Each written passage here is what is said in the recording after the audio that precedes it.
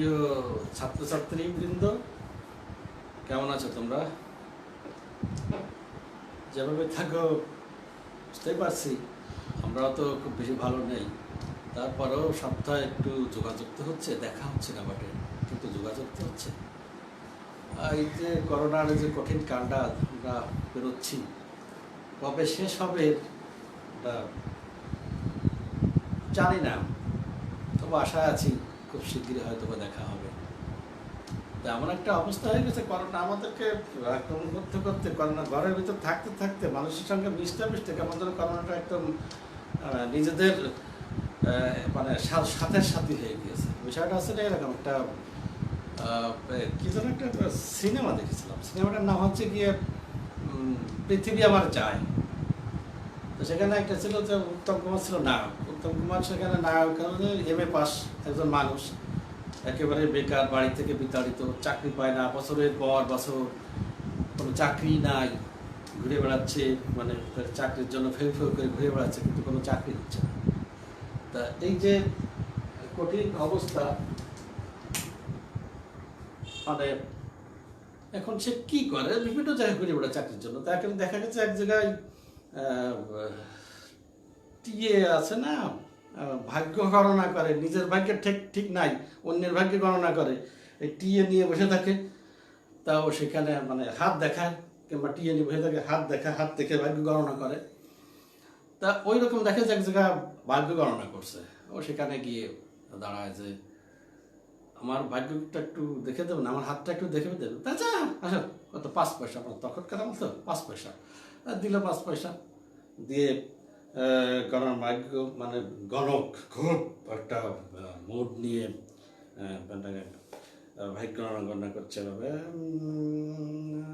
মানে ওই যে উত্তমগণ দেখছে, অবাক হয়ে যাচ্ছে যে কি সুন্দর ভাগ্য গণনা করছে, তা কি আমার অবস্থাটা কি? আমার অবস্থা খুবই খারাপ, মানে কথা আমার অবস্থা খুবই খারাপ, আপনি তাড়াতাড়ি একটু দেখেন আমার কি আছে। তো বলছে যে আমার যে কঠিন অবস্থা, বলে যে চেহারা দেখলে তো বোঝা যায়, চেহারা দেখে গণক বলছে যে আপনার তো খুবই খারাপ অবস্থা। তা বলছে যে হ্যাঁ, খুবই খারাপ অবস্থাটা দেখেন।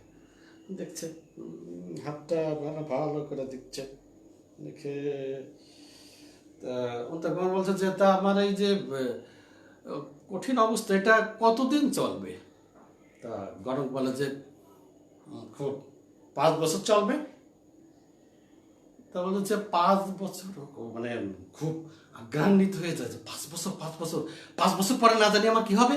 তো যখন বলে যে 5 বছর দেখেন তো কিন্তু কি হবে 5 বছর পরে? তা গণক বলছে 5 বছর পরে শুয়ে যাবে। তা আমাদের অবস্থা হয়েছে তাই, মানে যে করোনা আছে, খুব ভীতিকর অবস্থা, তা আস্তে আস্তে সয়ে যাচ্ছে।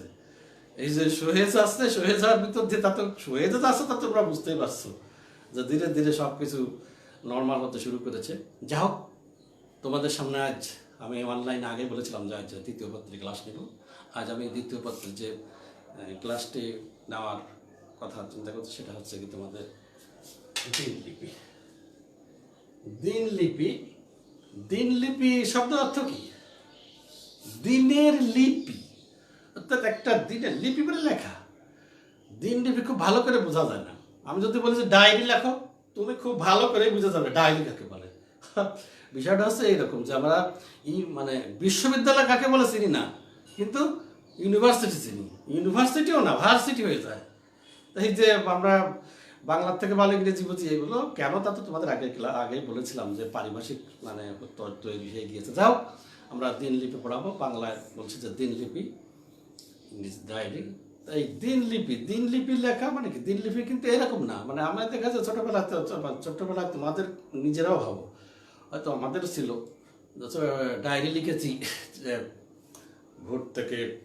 সকাল 7টায় ঘুম থেকে উঠলাম, উঠে হাত মুখ ধুলাম। আবার অনেকে বলে লিখলো যে 5টায় ঘুম থেকে উঠলাম, ফজরের নামাজ পড়লাম, এরপর একটু হাঁটাহাঁটি করলাম, হাঁটাহাঁটি করে তারপর পড়তে বসলাম, পড়ার পরে তারপর খেতে বসলাম, খাওয়ার পরে বই খাতা গুছিয়ে কলেজের দিকে রওনা হলাম। এরপর অমুক ক্লাস চললো বা পরে প্রথম, এরপরে তা ইত্যাদি ইত্যাদিতে। এগুলো ডায়েরি নয়, এগুলো ডায়েরি নয়। ডায়েরি কাকে বলে? বিশেষ ব্যবস্থা, বিশেষ দিনে বিশেষ কোনো ঘটনার বর্ণনা, বিশেষ কোনো ঘটনার বর্ণনাই হচ্ছে কি ডায়েরি। কারণ এই যে ডায়েরি কোনো সাধারণ বিষয় নয়। ডায়েরি আজ একজন বিখ্যাত ব্যক্তির কাছে ডায়েরি কিন্তু আমাদের বিখ্যাত ব্যক্তি ডায়েরি আমাদের কাছে অনেক একটা কি বলবো প্রামাণ্য দলিল। যে আমরা অনেক আগে দেখেছি যে জওহরলাল নেহেরু ইন্দিরা গান্ধীকে যতগুলো চিঠি লিখেছিলেন তার একটা বই বেরিয়েছে, তা ইন্দিরাকে। এইরকম আমাদের বাংলা সাহিত্যে এরকম ডায়েরিও আছে, যে ডায়েরি বাংলা সাহিত্যকে সমৃদ্ধ করেছে। যে আমরা এরকম অনেকগুলো ডায়েরি আছে, যেমন জাহানারা ইমাম শহীদ জননী, তোমরা জানো যে বাংলাদেশের সেই বিখ্যাত জাহানারা ইমাম, যিনি তার সন্তান রুমিকে যুদ্ধে পাঠিয়েছিলেন। একেই বলে মা, যে তার সন্তানকে মানে দেশের প্রতি দেশের দায়িত্ব পালন করার জন্য সে তাকে পাঠিয়েছিল, মুক্তিযুদ্ধে পাঠিয়েছিল। কিন্তু দুঃখের বিষয় রুমি একটা গেরিলা যুদ্ধে নিহত হয়। এরকম ৭১-এর জাহানারা ইমাম তার একটা বই লিখেছে, মানে একটা ডায়েরি ছিল ৭১-এর ডায়েরি।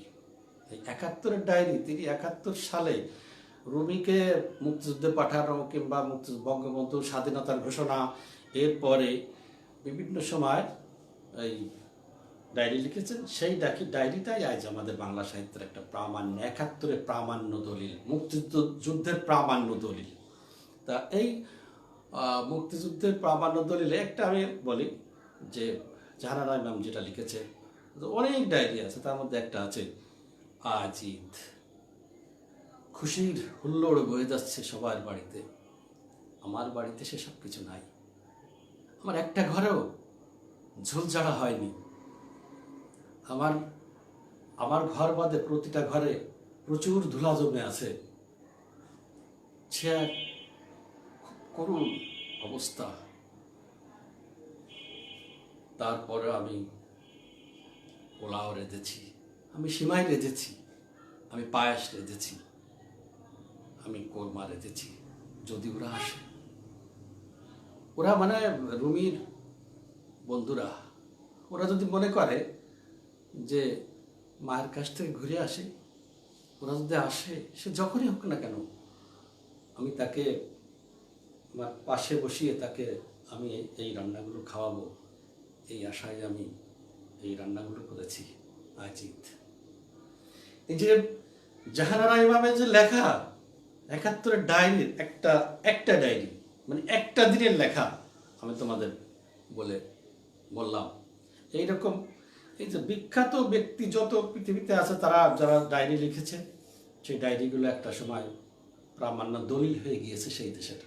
এরকম অনেক আছে, শুধু বাংলাদেশ নয়, সমস্ত পৃথিবীতেই আছে।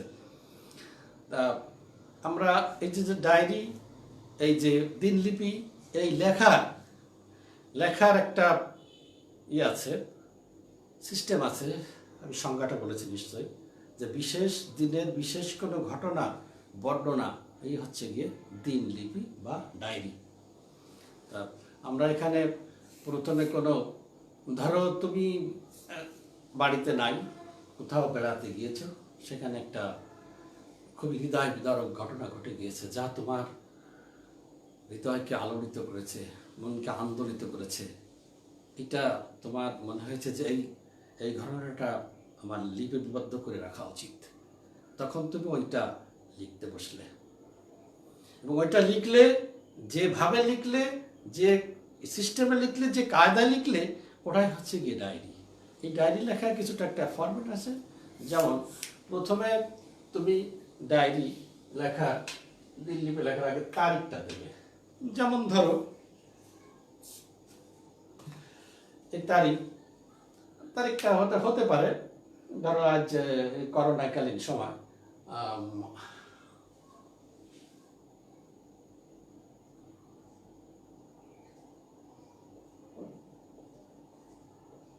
2020, 18/3/2020, 18/3 বাংলাদেশের, তোমরা জানো যে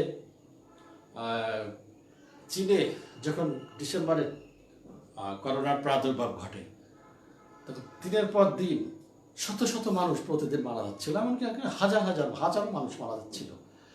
এইটা সময় পৃথিবীর সমস্ত রাষ্ট্রগুলো আস্তে আস্তে কেয়ারফুল হয়ে যায়, মানে খুব সতর্ক হয়ে যায়, যে তারা আস্তে আস্তে করে দেয়। আমাদের বাংলাদেশে তোমরা সম্ভবত জানো, তোমাদের মনে থাকা উচিত, কারণ বাংলাদেশের যে 18 তারিখ থেকে স্কুল কলেজ বন্ধ ঘোষণা করা হয়েছে এই করোনাকালীন মানে ক্রান্তিকালে। এই যে 2020 সালের 18 তারিখে 18ই মার্চ যে তোমাদের কলেজ ছুটি হয়ে গেল, এইটা নিয়ে কেউ লিখতে পারো, হয়তো বা লিখেছ, এটাই ডায়েরি। যখন তুমি এটা লিখেছো তখন তোমাকে এটা লেখার সময় যখন তারিখটা দিয়েছো তখন তোমাকে বারটাও দিতে হয়েছে, বারটাও দেওয়া হয়েছে। মনে করো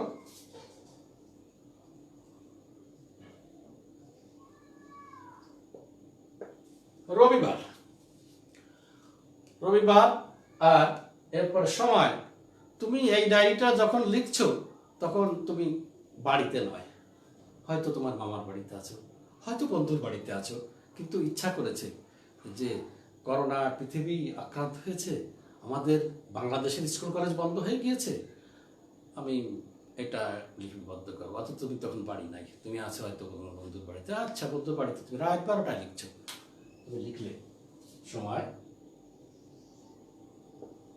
রাত 11:30, 11:30 লিখলাম। এটা হচ্ছে একটা ফরম্যাট। স্থান আমি তোমাদের আগে বলেছি যে তুমি বাড়িতে নাই, তোমার বন্ধুর বাড়িতে আছো। মনে করো এটা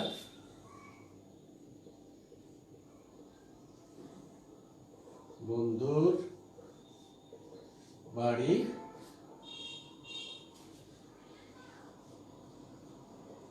দিঘলিয়া। স্থান বন্ধুর বাড়ি, দিঘলিয়া, এটা লিখছো। তারপর এটা বিষয়, এটা লিখতে পারো করোনা সংক্রান্ত।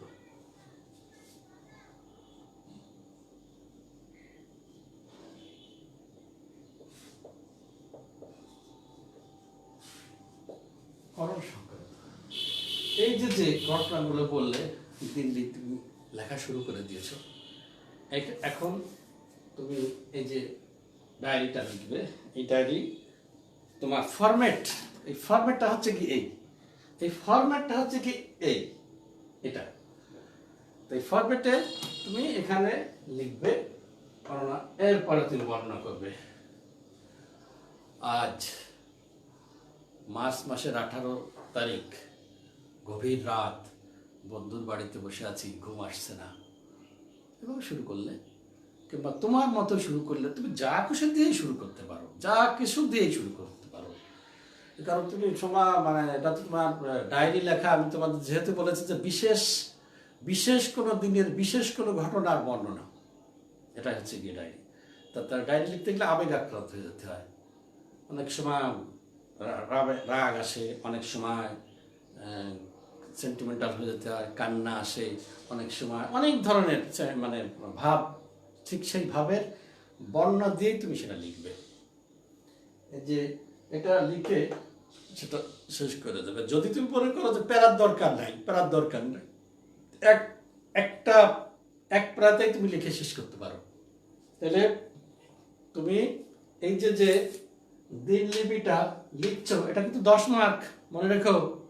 এটা লিখলে 10 মার্ক। তুমি এভাবে ফরম্যাট ফেলে লিখলে, লেখার পরেই তোমার যখন লেখার স্টাইলটা মানে বর্ণনা, এই বর্ণনাটার উপরে আমি নির্ভর করছে। আসলে আমি তোমাদের বলেই বলেছি, প্রথম শুরুটাই নাটকে শুরু করতে হবে। যেমন আজ 18ই মার্চ 2020, বন্ধুর বাড়িতে ঘুম আসছে না, আজ থেকে কলেজ বন্ধ হয়ে গেল, কি না জানি কি সামনে আসছে, জানতে পারলাম চীন দেশের প্রতিদিন লক্ষ লক্ষ লোক আক্রান্ত হচ্ছে, মারা যাচ্ছে প্রচুর, শত হাজার। এই আবেগ দিয়ে লেখা শুরু করলে, এরকম লেখা শুরু করে এরপর চীনের করোনাটা কি, করোনা কাজ কি, করোনা কিভাবে মানুষকে ধ্বংস করে, সব এইভাবে লিখে একটা সময় শেষ করে দিলে, এটাই হয়ে গেল তোমার ডায়েরি। এই লেখাটায় তুমি 10-এর মধ্যে, কারণ তুমি এই যে ফরম্যাটটা লিখেছো, এই ফরম্যাটটা রাখার কারণেই তুমি 9-এর মধ্যে এই যে ফরম্যাট, এই ফরম্যাটে তুমি যে নম্বরটা আছে সেই নম্বরটা পাই। ফরম্যাটে 3, এই 3 তোমাকে দিয়ে দেওয়া হলো। এরপর 7 তোমার বর্ণনার উপরে নির্ভর করে। এই 7-এর বর্ণনা তোমার কেমনভাবে লিখেছো বর্ণনাটা, এই বর্ণনার উপর নির্ভর করবে হচ্ছে কি তুমি মার্কস কেমন পাবে। তো ওখানে 2 মার্ক লিখে দেওয়া হয়েছে শিল্প, মানে দেখতে কেমন দেখা যাচ্ছে, মানে পড়তে কেমন লাগছে, এটা হচ্ছে কি আর্ট। প্রতিটা লেখায় তোমরা মনে করো যে এইরকম এত কিছু লেখলাম, তাও নম্বর পেলাম না। নম্বর মানে না পাওয়ার কারণ আছে, নম্বর না পাওয়ার কারণ আছে তোমার ওখানে আর্ট হয়নি, শিল্প হয়নি। শিল্প মানে কি, তোমাদের আমি আগেই পড়িয়েছিলাম, শিল্প মানে কি, যা দেখলে চমৎকৃত হতে হয়, যা দেখলে সুন্দর লাগে। তোমরা অনেক লেখা পড়বে, অনেক লেখা আসবে, কিন্তু দেখবে তোর মধ্যে একটা খাতা দারুণ লাগছে, খুব সুন্দর লাগছে, ওটাই শিল্প। অর্থাৎ তোমার লেখাটা, তোমার স্টাইলটা ওরকম সুন্দর হতে হবে, ওরকম মানে সুন্দর করে এইখানে বর্ণনা করে লিখবে, ফাঁকা ফাঁকা দিয়ে। যাদের হাতের লেখা খারাপ, হাতের লেখায় কোনো সমস্যা না, সমস্যা হচ্ছে গিয়ে তোমার উপস্থাপনা ঘিজি ঘিজি করে আওয়াজ লিখলে এখানে কখনো মার্কস হবে না।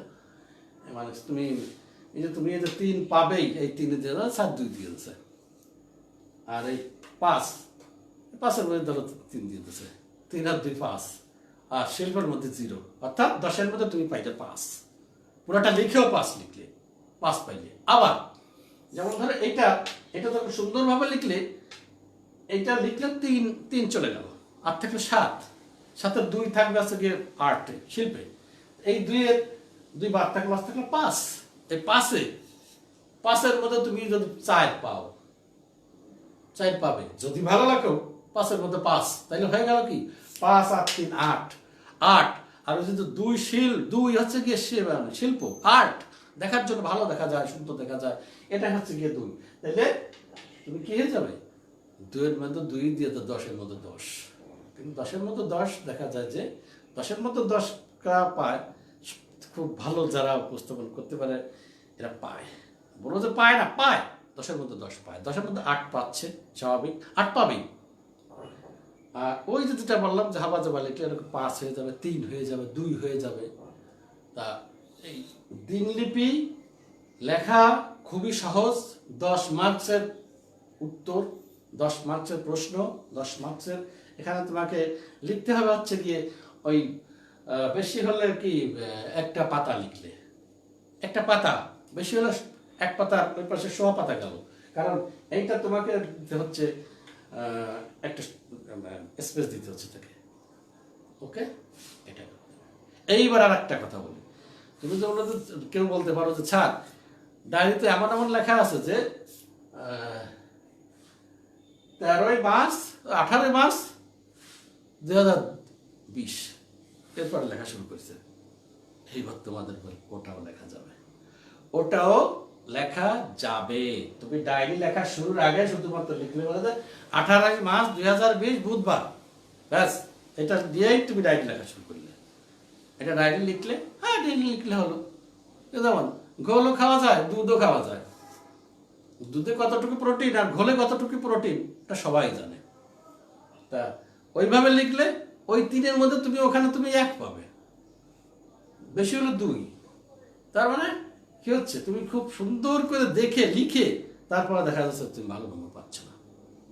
এই হচ্ছে গিয়ে আমি বলছি যে একটা লেখা আছে বইতে, হ্যাঁ বইতে লেখা আছে, অনেক বইতে লেখা আছে, ওই রকম ডায়েরি লেখা আছে, কোনো ফরম্যাট নাই, একেবারে সোজা লেখা দেওয়া যে 18 মার্চ বুধবার এরপর লেখা শুরু করেছে। হবে হবে কিন্তু নম্বর পাবে না, কম পাবে, পাবে না নম্বর কম পাবে। তো তোমাকে লিখতে ফরম্যাটে ফেলে লিখতে হবে। এটাই গেল দিনলিপি। দিনলিপি নিয়ে সম্ভবত তোমাদের লিখতে যারা লেখালেখি করো তারা ইদানিং ফেসবুক হয়ে তো অনেক কিছু দেখছি যে ছেলেমেয়েরা অনেক কিছু লিখতে পারে, যারা বলে যে পারে না কেউ, সবাই লিখতে পারে। যারা লিখছে তারা দেখছি তো তারা লিখতে পারে, অর্থাৎ ডায়েরি দিনলিপিও তারা লিখতে পারবে। ফেসবুকে যদি এরকম ভালো লিখতে পারে তাহলেও পরীক্ষার খাতা ভালো লিখতে পারবে। পরীক্ষার খাতা এর দিকে তাকানোর দরকার কোনো প্রয়োজন নাই, তুমি নিজে নিজে লিখতে পারো। তুমি যখন ফেসবুক লিখতে পারছো, তুমি লিখতে পারো, তোমার মধ্যে ওই প্রতিভা আছে, তুমি খাটার মাঝে ওটা লেখাপড়া ও কি রকম না জানি এইটা কখনো ভাববে না। এই জিনিসটা লিখতে আসবে, দিনলিপি আসবেই, দিনলিপি পরীক্ষাতে আসবেই।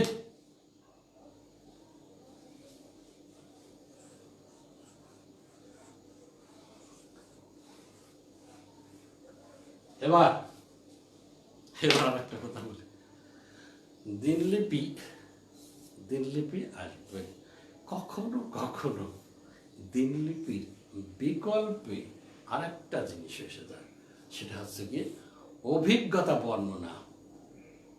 অভিজ্ঞতা বর্ণনা, অভিজ্ঞতা বর্ণনা দিনলিপির বিকল্প। দিনলিপি না দিয়ে লিখলে হচ্ছে কি অভিজ্ঞতা বর্ণনা করো। অভিজ্ঞতা বর্ণনা কি, তুমি তোমার কলেজে প্রথম দিনের অভিজ্ঞতা বর্ণনা করো। আমি তোমাদের একটা কথা বলে দিই, যে ডায়েরি সেটাই অভিজ্ঞতা। এখানে একটু জটিল মানে ঝামেলা আছে, সেটা আমি বলে দিচ্ছি। ডায়েরি যেটা, ওটাও অভিজ্ঞতার মধ্যে আসতে পারে, কিন্তু সেখানে একটু ফরম্যাটটা একটু ভিন্ন, কিন্তু লেখার ভিতরে লেখা একরকম দিলে কোনো সমস্যা নাই। অভিজ্ঞতা বর্ণনা একটু সহজ, দিনলিপিতে একটু মানে একটু বড়, একটু দেওয়া, মানে সিস্টেমেটিক ওয়েতে একটা ফরম্যাট দিয়ে দেওয়া আছে। অভিজ্ঞতা বর্ণনা এরকম নাই। অভিজ্ঞতাটা আসলে কি, কোনো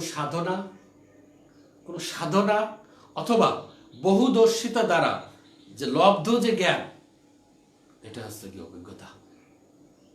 তারপরে কি বহুদর্শিতা সাধনা। বহুদর্শিতাটাই আগে ব্যাখ্যা করি। বহুদর্শিতাটা মানে কি, মানে অনেক কিছু দেখা, আবার দর্শন করা, অনেক কিছু দেখলে। যেমন তুমি কলেজেই থাকো বাড়ি যাও, কেমন কিছু জানো না। তুমি যদি ঢাকা চিড়িয়াখানায় যাও, নিজে দেখো, ওটা দেখলে, দর্শন করলে, ওটা দেখে তোমার মধ্যে একটা অভিজ্ঞতা অর্জন করো। তোমাকে যদি বলা হয় যে তুমি চিড়িয়াখানা দেখছো, তার উপর একটা অভিজ্ঞতা বর্ণনা করো, হ্যাঁ এটাই অভিজ্ঞতা বর্ণনা। এটা যদি আবার ডায়েরি লিখতে ফরম্যাটে ফেলা লিখলে সেটা ডায়েরি হয়ে যেত, আর অভিজ্ঞতা বর্ণনা লিখলে আর অভিজ্ঞতা বর্ণনা হতো। কিন্তু অভিজ্ঞতা একটা আলাদা ইয়ে আছে, সেটা আমি বলবো, মানে বলতেছে সেটা অভিজ্ঞতা বর্ণনা লিখতে হয় শুধুমাত্র শিরোনাম। এই যে শিরোনাম লিখতে, অভিজ্ঞতা শিরোনাম, অর্থাৎ তোমাকে তো বললাম তুমি লিখতে পারো যে ওখানে লিখে দিতে পারো যে ঢাকা চিড়িয়াখানা পরিদর্শন, ব্যাস। এরপর লিখলে যে আজ ঢাকা চিড়িয়াখানায় এলাম, এত সুন্দর, এত বড় চিড়িয়াখানা আমি এর ইতিপূর্বে দেখি নাই। এই যে দুইটা কথা, এটা বলে শুরু করে দিলে। এবার শুরু করলে তোমার কলমের মাথায় তোমার অনেক লেখা এসে যাবে। তুমি এমন হবে যে মানুষ লিখতে পারে না, কিন্তু যারা লেখে তারা যখন লেখা শুরু করে, কলমের মাথায়, কলমের আগায়, মানে হৃদয়ে, মানে মস্তিষ্কে প্রচুর শব্দ আসে, যে তোমার মাথায় যে এইটা দেবো ওইটা দেবো এরকম হয়ে যায়। তুমি লেখো না বলেই তোমার মনে হয় যে লেখাটা আসলে কঠিন। লেখা কোনো কঠিন কাজ নয়, লেখা শুরু করলেই লেখা হয়। তাহলে অভিজ্ঞতা বর্ণনা, আমি বললাম যে অভিজ্ঞতা বর্ণনা শুধুমাত্র শিরোনামটা দিতে হয়। বিষয়টা ডায়েরি এবং অভিজ্ঞতা বর্ণনার আলোচনাটা বিষয় প্রায় এক। আরেকটা বললাম যে বহুদর্শিতা এবং সাধনা আছে।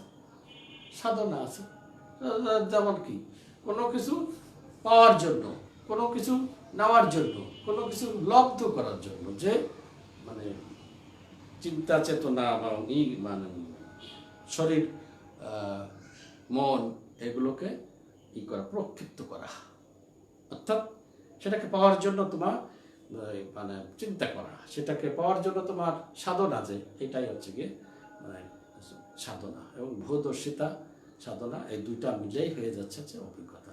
অর্থাৎ অভিজ্ঞতার এই হবে কি,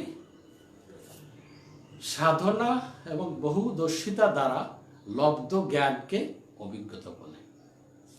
আমি তোমাদের হয়তো বা অনেক ক্লাসে আমি বলেছিলাম যে অভিজ্ঞতাটা কেমন। অভিজ্ঞতা অনেক মূল্য। দেখবে যে চাকুরিতে লেখা থাকে, চাকরিতে নাম মানে যে একটা বায়োডাটা থাকে, বায়োডাটার নিচে থাকে অভিজ্ঞতা যার থাকে চাকরিতে, ওই অভিজ্ঞতার জন্য তার কিন্তু নম্বর আর একটু বেশি হয়ে যায়, অর্থাৎ সে একটু এগিয়ে যায়। অভিজ্ঞতার অনেক মূল্য আছে। তাইলে আমি তোমাদের বলেছিলাম যে কিশোর, যে ছেলের বয়স 16 বছর, 17 বছর, যে ছেলের বয়স, যে লোকের বয়স 50 বছর, এদের যে মনন এক। কিন্তু 50 বছরের লোকটি, যে লোকটির বয়স, ওই লোকটির বহুদর্শিতা অনেক অনেক, হয়তো মেধায় দুইজনে এক, কিন্তু অভিজ্ঞতা অভিজ্ঞতা ওই 50 বছরের লোক অনেক এগোয়ে। তার মানে সে জীবনে যা দেখেছে, সে জীবনে যা করেছে, সে জীবনে যা পেয়েছে, ওই 20-16 বছরের ছেলে সেটা পায়নি। অর্থাৎ এই যে মানুষ আজীবন যে শিখে, যে সাধনা করে, যে শিক্ষা, এই শিক্ষাটাই, এই সব কিছুই কিন্তু অভিজ্ঞতার মধ্যে আসে।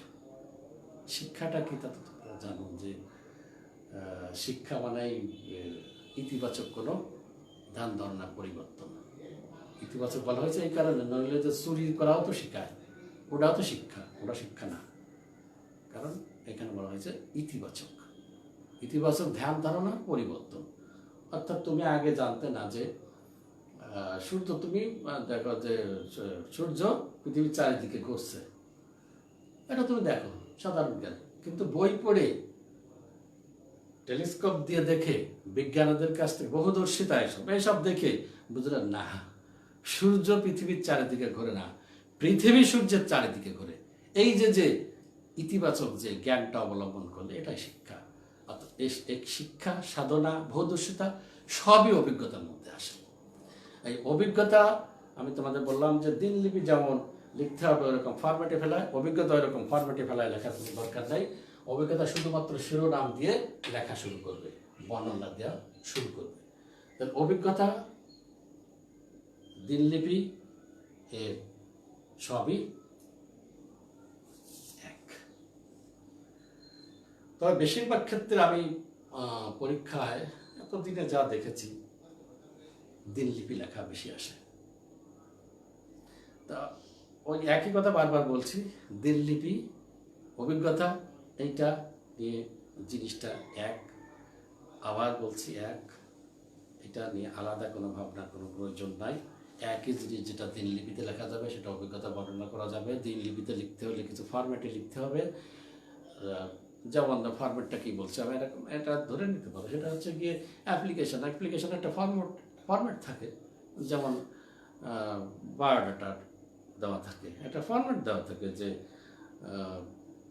যে কোনো জিনিস ধরো একটা সহকারী শিক্ষক হিসেবে তুমি চাকরির আবেদন করবে, সেখানে দেওয়া থাকে যে তুমি লিখতে পারো বরাবর প্রধান শিক্ষক অমুক স্কুল বিষয় সহকারী শিক্ষক পদে চাকরির জন্য আবেদন জানাব, বিনীত নিবেদন। ওই যে অমুক পত্রিকায় এতদিন আমি জানতে পারলাম যে আপনার স্কুলে সহকারী শিক্ষকের পদ খালি আছে, আমি উক্ত পদের একজন প্রার্থী, আমার বায়োডাটা, জীবন বৃত্তান্ত নিম্নে প্রদত্ত হলো। এই যে এটা একটা ফরম্যাট।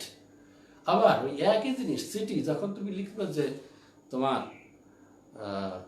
পিতার কাছে চাকরির সুসংবাদ জানিয়ে চিঠি লেখো, কিচ্ছু না, সেম শ্রদ্ধ আব্বা, তারিখ, এরপরে লেখা শুরু করলে কোনো ফরম্যাট নাই। ঠিক এরকম অ্যাপ্লিকেশন, দরখাস্ত যেমন দিনলিপি ফরম্যাটে লিখতে হয়, চিঠি ফরম্যাটে লিখতে হয় না, দিনলিপি ফরম্যাটে লিখতে হয়, অভিজ্ঞতা ফরম্যাটে লিখতে হয় না। এই বিষয়টা এক। দিনলিপি এবং অভিজ্ঞতা সম্পর্কে আজ যতটুকু আলোচনা করা যায়, এর থেকে বেশি কোনো আলোচনা হয় না। একটা যে কিছু কিছু জিনিস আছে, যেমন তোমাদের যদি বাক্য পড়াতে চাই, এই বাক্য পড়াতে গেলে আমি যদি তোমাকে 10টা ক্লাস নিই, বা 10টা বাক্যের ক্লাস শেষ হবে না, 10টা ক্লাসেও বাক্যের ক্লাস শেষ হবে না। কিন্তু আমরা 10টা নিই না, সম্ভব হয় না, কারণ সময় স্বল্পতা। আর এই যে দুইটার কথা বলছে, দিনলিপি এবং অভিজ্ঞতা, এই দিনলিপি এবং অভিজ্ঞতা, এটা আমারই খুব বেশি ইচ্ছা করলেও বেশি ক্লাস করা যায় না। ওই একদিন একটা জিনিস দেখায় দিলেই হয়ে যায়। তখন সূর্য পশ্চিম দিকে ওঠে, পশ্চিম দিকে অস্ত যায়, পূর্ব দিকে ওঠে, এটা একদিন দেখা দিলে, এটা হচ্ছে কি জ্ঞানের ব্যাপার। তোমাদের আমি বলেছিলাম না, সাহিত্য দুই প্রকার, জ্ঞানের সাহিত্য আর ভাবের সাহিত্য। ভাবের সাহিত্য অনেক কিছু আছে, কবিতা, নাটক, উপন্যাস, গল্প ইত্যাদি। আর ভাবের সাহিত্য, জ্ঞানের সাহিত্য হচ্ছে গিয়ে প্রবন্ধ, জ্ঞানের সাহিত্য কাকে বলে? যা একবার পড়লে আর দ্বিতীয়বার জানার প্রয়োজন হয় না, সেটা জ্ঞানের সাহিত্য। অর্থাৎ সূর্য পূর্ব দিকে ওঠে, পশ্চিম দিকে অস্ত যায়। আর দ্বিতীয়বার যদি কেউ বলে, এই তুই জানিস সূর্যরা পূর্ব দিকে ওঠে, তখন তার মনে হয় যে তারা দুটো চড় হয়, সেরকম হবে না? এই ঠিক এরকম দিনলিপি এবং অভিজ্ঞতা নিয়ে বেশি ক্লাস, বেশি আলোচনা করার কোনো প্রয়োজন নাই। আমি যে ফর্মেটটা লিখে দিলাম, যে ফর্মেটটা দেখিয়ে দিলাম, অভিজ্ঞতা বর্ণনা যেটা বললাম, এর বেশি কোনো ক্রমে হয় না। তাইলে দ্বিতীয় পত্রের যে দুইটা জিনিস দেখালাম, এই দুইটা জিনিস বললাম তোমাদের, তোমরা কে কে আসছো আমি আছো আমি জানি না, কারণ আমি লাইভে ক্লাস নিলেও ব্যাক ক্যামেরার ক্লাস নিই, আমি দেখতে পারি না কে কে আসছো। সামনে থাকলে হয়তো বা দেখতে পারতাম। তাও যারা আছে আমার কাছে আবারও একই বক্তব্য যে যে ক্লাসে উপস্থিত থাকুন সে ওই ক্লাসটা আবার ঘুরে দেখবে, এটা আবার পুরাটাই দেখবে। তোমাদের কাছে আমাদের নিবেদন, আমার নয়, পুরো সমস্ত শিক্ষকদের থেকে নিবেদন যে তোমরা যে ক্লাসগুলো আছে, লাইভ ক্লাসগুলো আছে, এই লাইভ ক্লাসগুলো তোমরা আবার দেখবে প্রথম থেকে শেষ। প্লিজ প্রথম থেকে শেষ। যে কেউ আসো, আমি দেখেছি যে 5 মিনিট ক্লাস করে, স্যার ভালো আছেন এইগুলো শুনে পড়ে। আমি আরও অনেক অনলাইনে ক্লাস সম্পর্কে অনেক অভিজ্ঞতা দেখছি। আমার মেয়ে মেডিকেলে অনলাইনে ক্লাস করে, তো সেখানে দেখি যে ওই একই ব্যাপার, যে স্যার আসে চিৎকার চেঁচামেচি করছে, এই মানে জুমে ক্লাস করে, তো এই অমুক কই তমুক কই, দেখা যায় যে স্যার আগারে এই করছে, যে দেখা লগ ইন করে সরে গেছে, লগ ইন করে সরে পড়েছে। তা শিক্ষার দায়িত্ব ছাত্র, শেখানোর দায়িত্ব শিক্ষকের। শিক্ষক শিখালেন, ছাত্র সেটা গ্রহণ করলো না, তাইলে নিশ্চয় হবে না। তোমাদের কাছে একান্ত আবেদন, আমরা শিক্ষক হয়ে তোমাদের কাছে আবেদন করছি, তোমরা এই ক্লাসগুলো দেখবে। এটা তোমাদেরকে 2-3 বার দেখলে আর একটু বেশি সুবিধা হবে। এই বলে আমি আজকের বাংলা দ্বিতীয় পত্রের ক্লাস এখানে শেষ করছি।